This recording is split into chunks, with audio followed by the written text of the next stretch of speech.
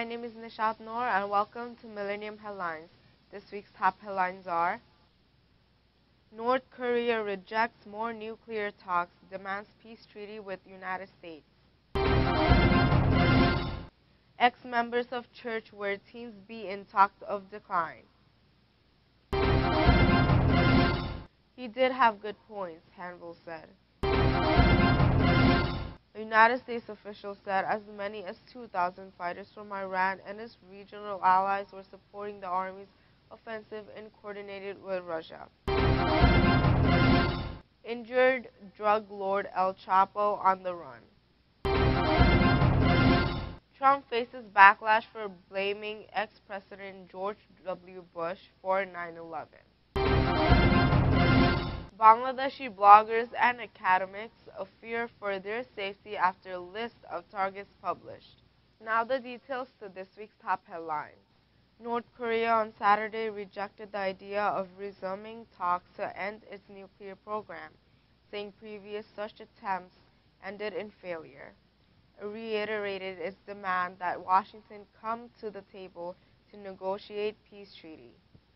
The statement by the North's Foreign Ministry came a day after United States President Barack Obama and South Korean President Park Geun-hye said in Washington they were open to talks with North Korea on sanctions, but that Pyongyang needs to show it was serious and abandoning its nuclear ambition. If the United States insists on taking a different path, the Korean Peninsula will only see our unlimited nuclear deterrent being strengthened further, the North's Foreign Ministry said in a statement. North and South Korea remain technically at war under a truce it signed in 1953 with the United States. Korea remains technically at war under a truce it signed in 1953 with the United States, which led United Nations forces backing the South, and China, which fought for the North. North Korea walked away from the so-called six-party talks involving the United States and 4 other countries in 2008 and went on to conduct 2 more nuclear tests. It said only a peace treaty with Washington can permanently resolve the conflict of the Korean Peninsula. Obama said the United States was open to negotiations that could ease sanctions imposed on the North, just as it had done with Iran, which reached a deal in July with major powers. We haven't even gotten to that point yet, because there has been no indication on the part of the North Koreans, as there was with the Iranians, that they could foresee a future in which they did not possess or were not pursuing nuclear weapons, he said. Former members of the upstate New York church where 2 teens were viciously beaten paint a picture of a once vibrant and joyous house of worship that had declined into a place of fear and intimidation under new leadership. When I first arrived, it was warm and welcoming. It was encouraging. It was helpful, said Chadwick Hanvil, a massage therapist in Phoenix, Arizona, who left the World of Life Christian Church in June 2000 after 10 years that included a stint as a worship leader and trustee. Things went away and reclaimed his position as pastor, Hanvil said.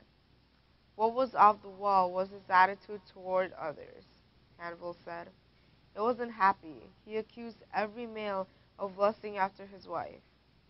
Hanvil said Irwin's preaching was filled with personal attacks on parishioners, whom he forced to work long hours renovating the Irwin family's apartment on the 3rd floor of the former school building that houses the church in New Hartford. Through him, I was able to memorize half the Bible. He taught me a lot. What he failed to teach me was how to use what I read. Hanvil said many current and former church members are afraid to talk publicly about the church for fear of recrimination.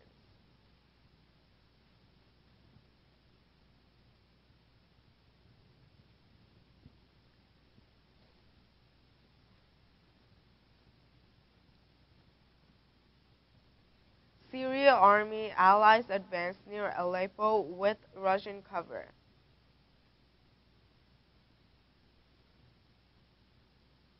Syrian regime forces edged forward in the northern province of Aleppo on Saturday with air cover from Russian warplanes, but faced fierce resistance from rebel forces in the country's center. Since Moscow began its air campaign in support of its Damascus ally on September 30th,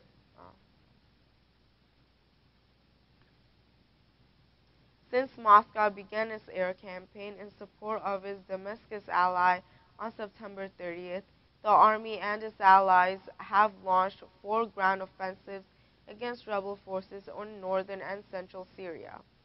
Syrian troops have gone on the attack in Aleppo, Hama, Homs, and Latakia provinces, taking advance of Russian airstrikes against al-Qaeda affiliate al-Nusra Front and other rebel groups.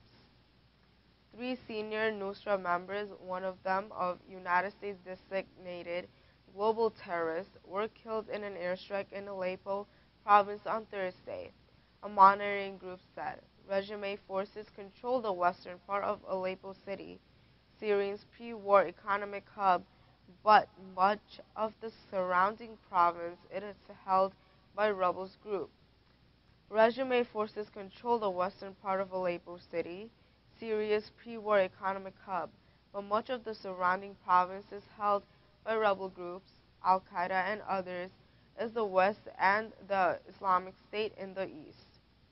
Troops seized at least 5 villages and several strategic hilltops on Saturday, bringing them to the edges of the Al-Hadr, 25 kilometers south of Aleppo city, the Syrian Observatory for Human Rights said.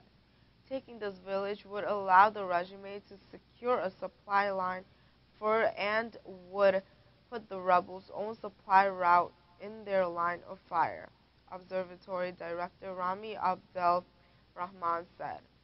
He said that over the previous 24 hours, 17 rebels and 8 pro-regime fighters have been killed, while around 2,000 families had fled the fighting. And according to Mahmoud al-Khatib, an activist in Aleppo, Russian warplanes had carried out at least 80 airstrikes. And according to Mahmoud al-Khatib, an activist in Aleppo, Russian warplanes had carried out at least 80 air raids on the area since fighting. The United States officials said as many as 2,000 fighters from Iran and its regional allies were supporting the army's offensive and coordinated with Russia. A Syrian military source said troops had also advanced in within 6 kilometers, less than 4 miles of Kuris military airport, east of Aleppo city, which had been under siege by fighters of the Islamic State group. If the army secures the airbase, it could be used by Russia planes currently flying out of the Memian base in Latakia province out of the Mediterranean coast to launch strikes, the observatory said. Russian Prime Minister Dmitry Medvedev said Moscow's air war was an attempt to protect its own national interests and security amid reports that thousands of fighters from the former Soviet Union are fighting with the Islamic State in Syria. Of course, we were not fighting for specific leaders. We are defending our national interests on the one hand, Medvedev said. And secondly, we have a request from the lawful authorities of Syria. This is the basis we are working on, he said. Around 200 people demonstrated in Moscow on Saturday against Russia's air campaign, with police arresting one woman with a banner reading, Putin assassin, don't bring shame on Russia. Syria's opposition coalition on Saturday calls for urgent action to put an end to the Russian aggression. Meanwhile, Russia's Deputy Foreign Minister Mikhail Bogdanov met with Egyptian Foreign Minister Sameh Shoukry in Cairo, agreeing to intensify efforts to effectively counter the menace posed by Islamic State, a Russian ministry statement said. Russia's military said it's continuing to use its drones over Syrian territory despite suspicions that one of the drones were downed by Turkey the previous day. I would, like to emphasize that Russia drones are continuing to monitor the situation in Syria's skies. Spokesman Ignor Konoskov said, quoted by RIA Novosti news agency. The Defense Ministry said its latest strikes in Syria hit 49 targets in Hama, Idlib, Latakia, Damascus, and Aleppo provinces. But as regime forces pushed ahead in Aleppo, they faced resistance in the central province of Homs. Troops have been trying to seize the village of Talbise, controlled by non-jihadist rebels in an enclave north of government-held Homs city. The observatory says Saturday 9 Russian airstrikes had struck Tafsaleh and its surroundings, where regime forces were locked in heavy fighting despite the air support. Since the offensive began on Thursday, at least 72 people have been killed in Homs province, nearly half of them civilians, the observatory said. In total, more than 250,000 people have been killed in Syrian conflict since it began in March 2011. Injured drug lord El Chapo on the run. Joaquin El Chapo Guzman, the elusive Mexican drug kingpin who escaped from a high-security prison in July, was injured in the leg and face during a headlong fight as authorities recently closed in on his mountain hideout, Mexico's National Security Cabinet confirmed in a statement late Friday. The government said Guzman was not wounded in a direct confrontation with law enforcement agencies, but during a hasty retreat as Mexican Marines moved to surround his location. Guzman is known by the nickname El Chapo, or in English, Shorty. The brief statement came in response in a report from NBC News that Guzman he had been hurt while evading capture last week. The statement by Mexico's security cabinet provided no details on when or exactly where the operation took place. It said only that information sharing with international agencies had led authorities to zero in on Guzman in northwestern Mexico. As a result of these actions and to avoid his capture in recent days, the fugitive engaged in a hasty retreat, which according to the information received caused him injuries to one leg and in the face, the statement said. It's important to clarify that these injuries were not a product of a direct clash, the statement added, without elaboration. Quoting three sources with knowledge of the operation, reported that an operation by Mexican Marines was mounted after United States drug agents intercepted cell phone signals suggesting he was hiding at a ranch near Casala in the Sierra Madre Mountains. NBC's Mark Potter reported the Marines raided Guzman's ranch hideout in helicopters, but were driven back by Guzman's security forces. The Marines later entered the camp on foot, NBC News reported, and found cell phones, medicated, and two-way radios. Guzman and his accomplices apparently fled on ATVs.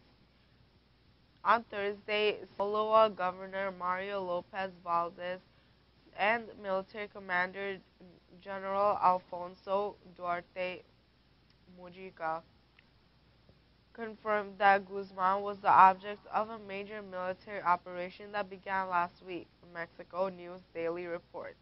Trump faces backlash for blaming ex-President George W. Bush for 9/11.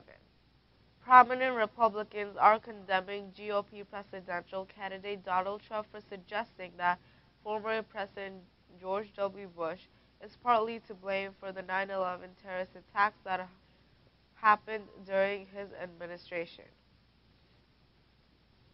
Representative Peter King, RNY, former chairman of the House Homeland Security Committee, called Trump's comments a cheap shot. I think Donald Trump is totally wrong there, King said Friday during an interview on Fox News Radio. Anyone who has real knowledge of that, you can get all the CIA people, all the career people. No one saw the attack of 9/11 coming. And to blame George Bush for what happened on September 11th shows a lack of knowledge and is too much of a cheap shot at the president. Ben Carson, one of the Trump's rivals for the GOP presidential nomination, said blaming Bush wouldn't make much sense. Ari Fleischer, former White House press secretary during the Bush administration, told CNN that Trump sounds like a truther, a term applied to conspiracy theorists who believed that the United States government was behind the 9/11 attacks. I just think he belongs to an extraordinarily small faction of people who blame 9/11 on George Bush, Fleischer said. The controversy began Friday when Bloomberg Television released an interview with Trump in which the billionaire businessman said he was most competent than the former president. When you talk about George Bush, I mean, say what you want. The World Trade Center came down during his time, Trump said. Bloomberg's Stephanie Rumble then interrupted and said Trump couldn't blame Bush for the attacks that left nearly 3,000 Americans dead. He was president, okay? Trump responded. Blame her or don't blame him. But he was president. The World Trade Center came down during his reign. Trump's comments immediately drew an angry response from the ex-president's brother, former Florida Governor Jeb Bush, who was competing with Trump for the Republican nomination for president. How pathetic for Trump to criticize the president for 9/11, Jeb Bush tweeted Friday. We were attacked and my brother kept us safe. Bush's response set off a Twitter battle with Trump, who called his rival pathetic for saying nothing happening during your brother's term when the World Trade Center was attacked and came down. Bangladeshi bloggers and academics fear for their safety after list of targets published. Bangladeshi bloggers, academics, and writers living in Britain say they fear for their safety after being named on a kill list apparently written by a militant Islamic group. Although some have shrugged off the threat as a fake, others say their safety could still be jeopardized by lone wolf attackers acting on their own initiative. The list, whose masthead contained the logo of the Ansarullah Bangla team, a group linked to the murders of 4 so-called atheist bloggers in Bangladesh earlier this year. The list, whose masthead contained the logo of the Ansarullah Bangla team, a group linked to the murders of 4 so-called atheist bloggers in Bangladesh earlier this year, sets out the names of 21 Bangladeshis living outside their home country. 9 of them live in Britain. It said that unless the Bangladeshi nationality of those listed was cancelled, we will find them all and kill them immediately. The one-page document, which was sent to one of the members on the list through Facebook, went on to say that as long as we do not get the Quran on our law, we are not going to be quiet and we will not stop. We will continue our war. However, last month, the website linked to the Ansarullah Bangla team published a statement denying that it had any connection with the list, which had first been reported in The Guardian in September. The statement said that anything attributed to them that is not published through the Global Islamic Media Front, a well-known al-Qaeda-linked organization, was not authentic. It added, as for the targets, they know who they are. Even before the denial, a number of the listed people said they did not think the list was credible, pointing out it had been distributed only through a Facebook account. And many of the people on the list were not atheists. I'm dumbfounded to be on a hit list like this, said Dr. Rumana Hashim, a postdoctoral researcher at a university in London working on issues of migration. She said that she came from a religious family, did not write about religion, and was not an atheist. How is it possible that I'm on a hit list with self-declared atheists? She said. I don't believe it is a list from Ansarullah Bangla team. Nonetheless, she said that she was worried. Once your name is on a hit list, it is on a hit list and you are named and wanted. Even if not on an Ansarullah list, Ajanta Deb Roy, another of the listed Bangladeshis living in Britain, was also doubted that the list came from the Islamic militant organization. I don't blog, I only write on Facebook and Twitter, she said, and I'm not known for my beliefs or my non-beliefs. My stand on religion is not known. However, she believes that the list could have been created by other Islamic groups who are critically of her activism in the UK, supporting the trials of those alleged to have committed war crimes during the country's independence war. Many of those charged belong to an Islamist political party, Jamaat al-Islami, which have strong support base in Britain. What I feel is that putting a few names on a list is just a way of creating fear. My name is there because that they want to silence me, she said. She said that she had begun taking extra safeguards since being named. I don't go out alone, she said. I always have someone with me and I don't follow any routine activities. The Met Police are always in touch, and there are certain areas in East London I carefully avoid.